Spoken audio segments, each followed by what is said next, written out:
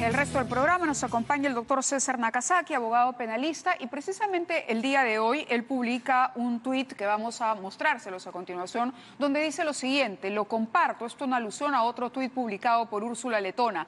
Miguel Torres, hijo de un apreciado profesor y hermano de queridos alumnos, es de los mejores congresistas que exhibe Fuerza Popular. Confío en su explicación, que no ha incurrido en ninguna irregularidad. Nadie debe ser cuestionado sin investigación. Y debajo ustedes ven el retweet que incluye al comentario de Úrsula Letona cuando pide solidaridad y respeto a Miki Torres.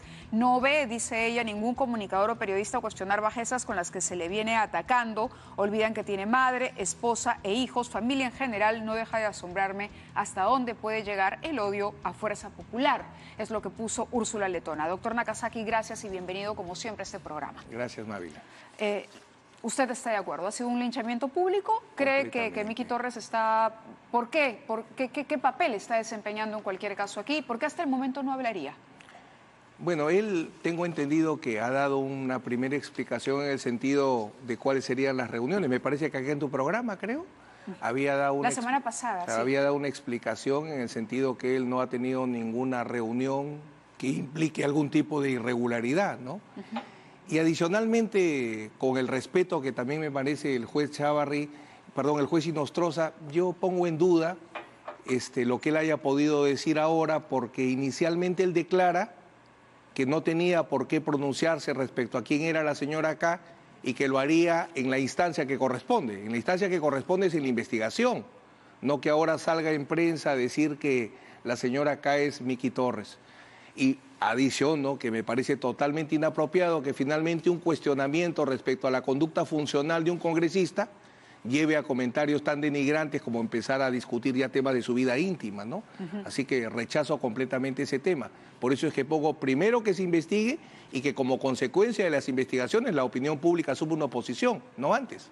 Claro, y si tenemos una opinión o una sospecha, igual, ¿no? Hay que hacerlo con altura, expresarla. Todo en su momento. Expresarla con altura. Sospecha permite cierto tipo de comentario, condena permite otro tipo de comentario, ¿no? Correcto. Usted ha sido muy crítico con el tema del fiscal Chávarri. Ha dicho, entre otras cosas, por ejemplo, si el fiscal de la Nación considera tendencioso el informe del fiscal a cargo del caso de los cuellos blancos del puerto, ¿significa que la va a retirar del proceso penal? Hay una serie de preguntas que se ha planteado a través de su cuenta de Twitter que yo quisiera que las comparta con nuestros televidentes. ¿Qué tan complicado es desde el punto de vista ya legal, penal, jurídico, el problema que enfrenta la Fiscalía de la Nación, más allá de lo que han dicho los congresistas, por supuesto, desde su perspectiva política?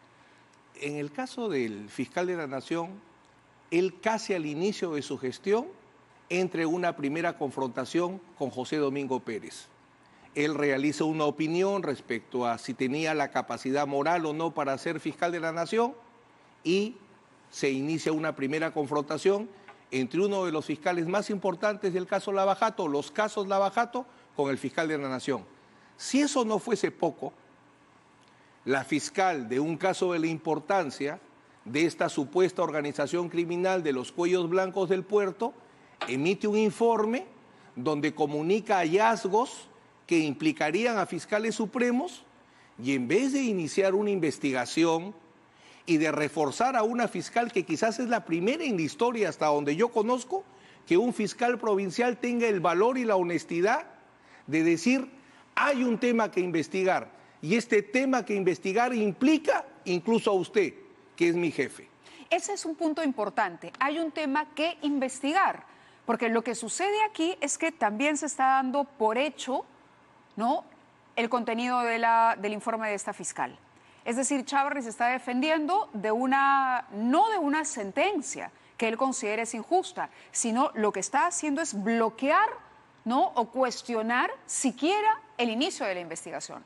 Entonces, si él señala que el informe es tendencioso, que se basa en falsedades, que está distorsionado, que responde a propósitos oscuros, pregunto, ¿cómo el autor de un acto incorrecto va a seguir a cargo de una investigación de tal importancia? El problema está en que el cargo de fiscal de la Nación no está hecho para defenderse. El fiscal de la Nación está hecho para dirigir al Ministerio Público y para que cumpla las funciones que la Constitución y la Ley Orgánica del Ministerio Público señalan. Pero los poderes de un fiscal de la nación no pueden estar hechos para que él se tenga que defender. Por ejemplo, él ha dicho que está muy mal que se pida una investigación porque las declaraciones de los aspirantes a colaboración eficaz no sirven para nada. Así es.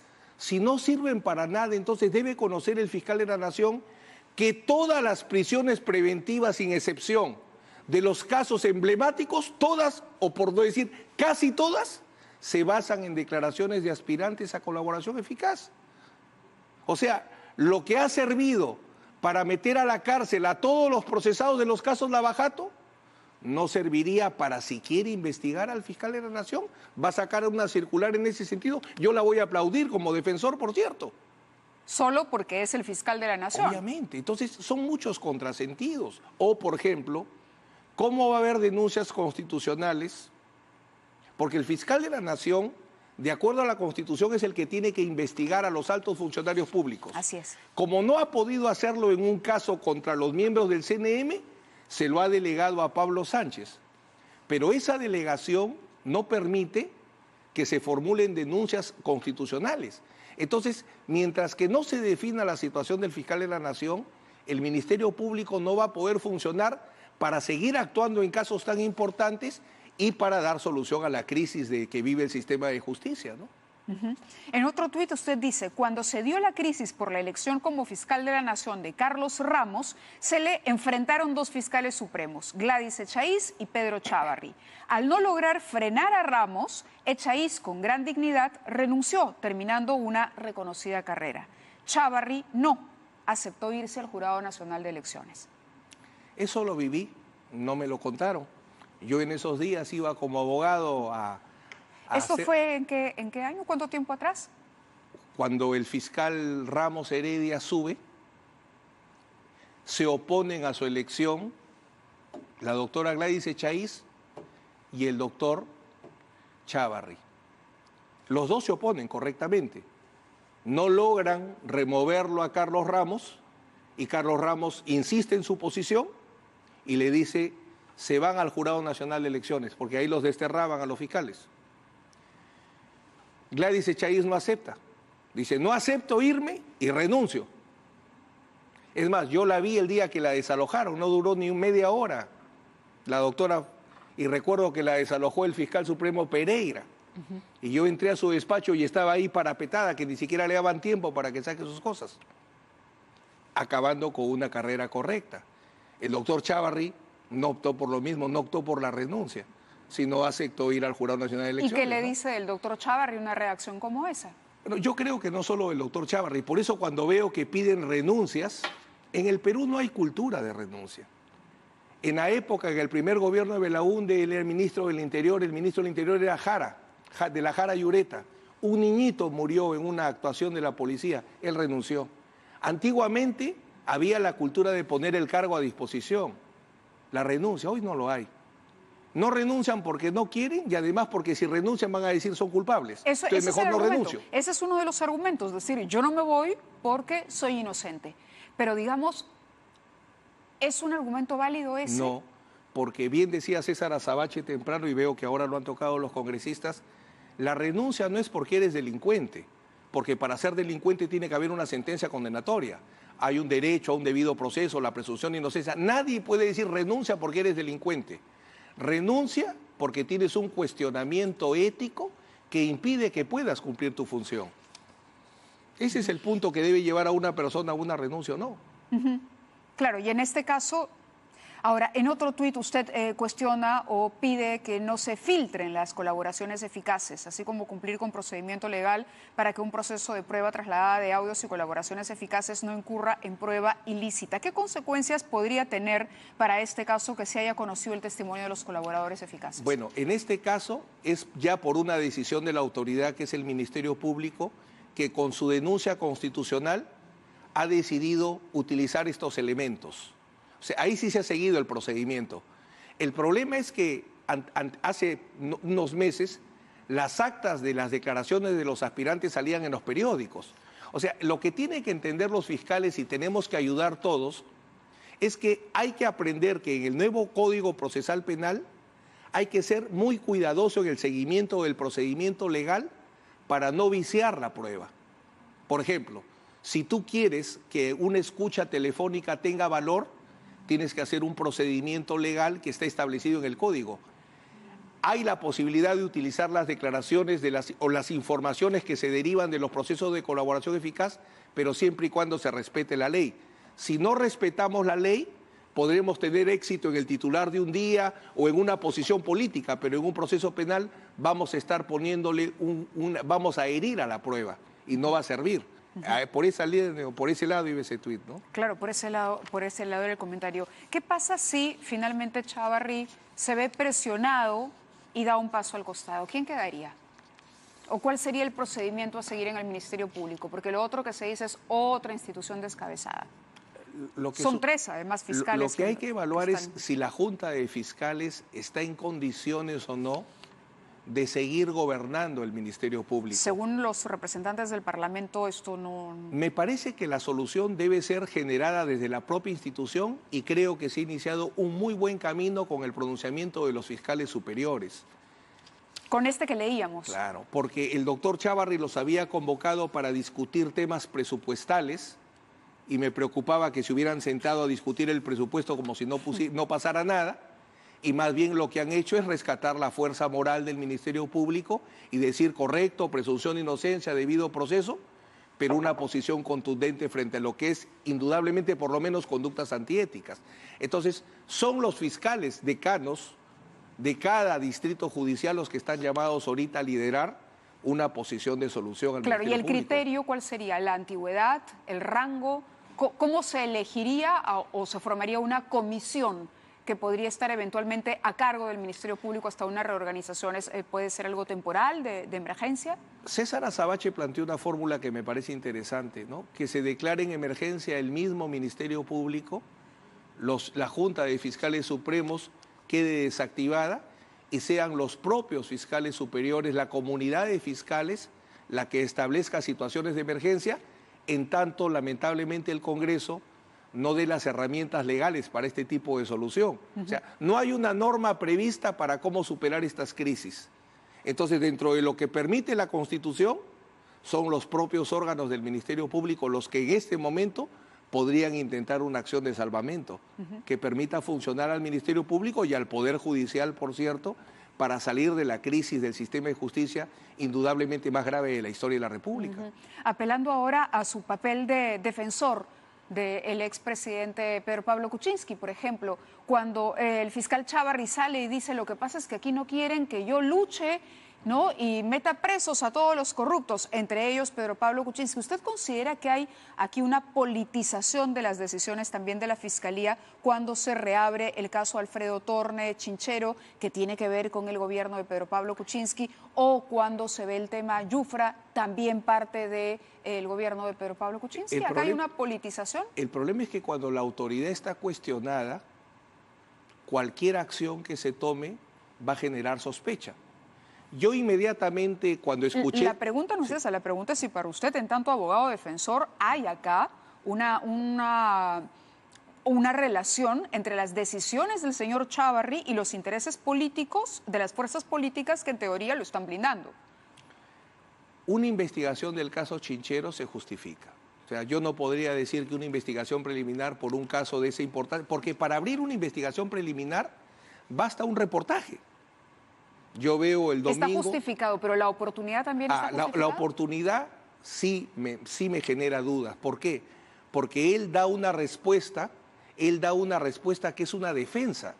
El comunicado, el mensaje público que envía no es para decir el rumbo que va a seguir el Ministerio Público, sino justamente señala: yo tengo que hacer esto, y lo plantea como defensa. Entonces, así como no era oportuno que salga Keiko Fujimori y haga un pronunciamiento respecto a por qué no, inmediatamente el exministro Yufra, hay una denuncia constitucional, ahora él dice: me están los corruptos, yo tengo que luchar, y sale inmediatamente esta investigación preliminar. La oportunidad no ayuda, pero para ser absoluta, todos tenemos que hacer un exceso de transparencia. Entonces, ni una línea saldría de esta boca que no haya investigación preliminar, que haya todas las investigaciones que se quiera, porque en lo que a mí toca, Nunca he necesitado tocarle la puerta a un fiscal de la Nación o a un presidente del Poder Judicial. Por eso no vas a ver almuerzos, hermanitos, audios, ni videos. Así se acabe el mundo, no los va a ver, porque no se necesita. Almuerzos y hermanitos. Sí. Hacemos una pausa, doctor Nakasaki, gracias, y continuamos conversando. ¿Cómo no?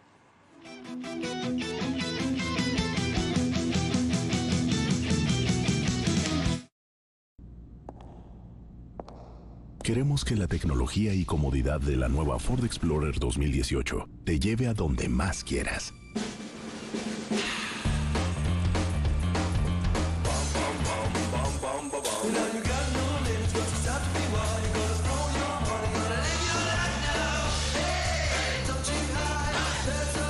Nueva Ford Explorer con Terrain Management System que se adapta a cualquier camino que elijas. Ford llega más lejos.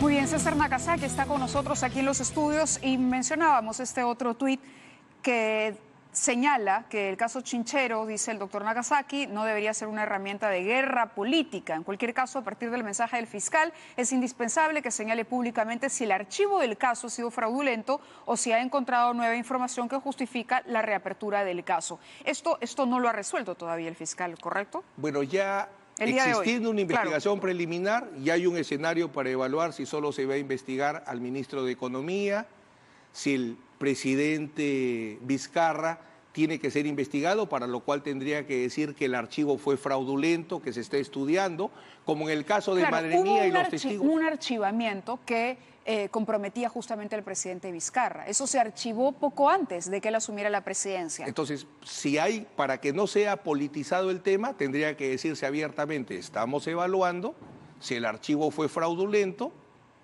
y por tanto estamos evaluando la posibilidad de una reapertura para investigar preliminarmente al presidente de la República. Claro, porque dentro de una lectura posible podríamos decir, a ver, con un poco de suspicacia, esto no es necesariamente contra Alfredo Tornes, sino contra Martín Vizcarra.